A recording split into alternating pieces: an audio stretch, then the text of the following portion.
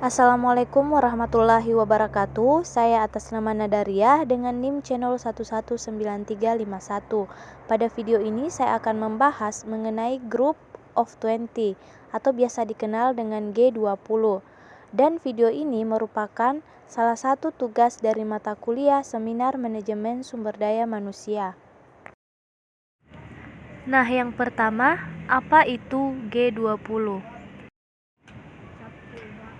G20 merupakan forum utama kerjasama internasional yang beranggotakan sejumlah negara dengan perekonomian besar di dunia yang terdiri dari 19 negara dan satu lembaga Uni Eropa. Kemudian negara-negara yang tergabung dalam G20 adalah Afrika Selatan, Amerika Serikat, Arab Saudi, Argentina, Australia, Brazil, India, Indonesia, Inggris, Italia, Jepang, Jerman, Kanada, Meksiko, Republik Korea, Rusia, Prancis, Tiongkok, Turki, dan Uni Eropa.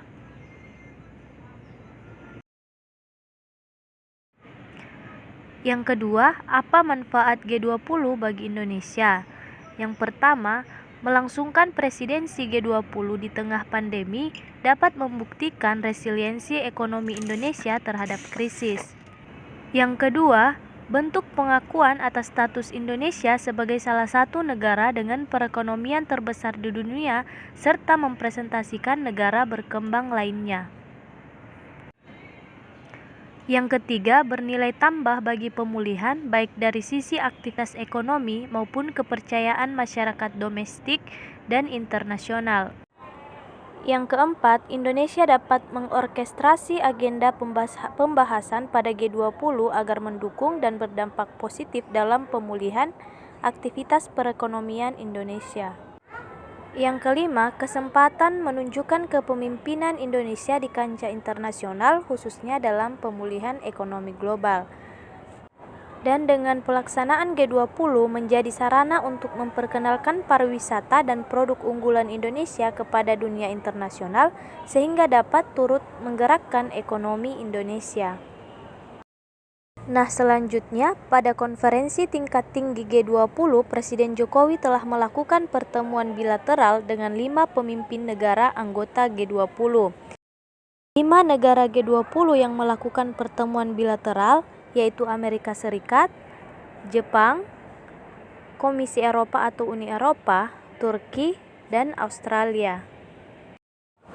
Nah, selanjutnya dalam kesempatan melakukan pertemuan dengan Presiden Amerika Serikat, Joseph Robinette Biden atau Joe Biden, Presiden Joko Widodo membahas tentang peluang fleksibilitas Amerika Serikat dalam pembahasan deklarasi kerjasama ekonomi yang konkret melalui kemitraan global, investasi, dan edukasi dalam rangka mewujudkan perdamaian dan kemakmuran. Selanjutnya, ketika bertemu dengan Perdana Menteri Jepang Fumio Kishida, Presiden Joko Widodo membahas terkait dukungan Jepang dalam menyukseskan presidensi G20 Indonesia, khususnya berkaitan dengan penyelesaian proyek infrastruktur strategis termasuk Mass Rapid Transit, kemudian perluasan akses pasar buah tropis, dan kerjasama edukasi.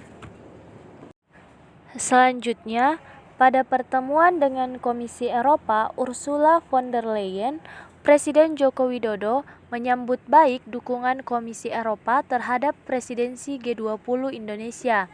Jadi, perlu didorong realisasi kerjasama dalam transisi energi, investasi, mendorong penyelesaian perundingan Indonesia-Uni Eropa melalui Comprehensive Economic Partnership Agreement atau biasa disingkat dengan CEPA.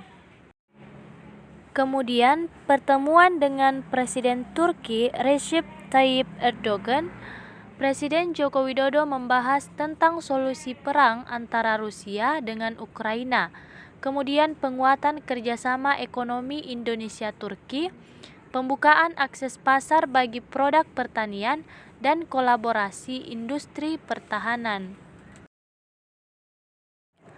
Dan yang terakhir, ketika Presiden Joko Widodo bertemu dengan Perdana Menteri Australia Anthony Albanese, membahas tentang dukungan konferensi tingkat tinggi G20 Indonesia, sehingga dari pertemuan antara negara-negara G20 dapat menghasilkan dokumen yang bermanfaat bagi kedua negara.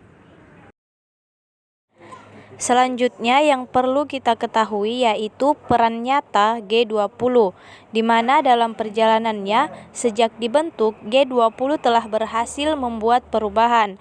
Beberapa kesuksesannya antara lain, yang pertama yaitu penanganan krisis keuangan global pada tahun 2008, di mana G20 telah turut mengubah wajah tata kelola keuangan global dengan menginisiasi paket stimulus fiskal dan moneter yang terkoordinasi dalam skala sangat besar.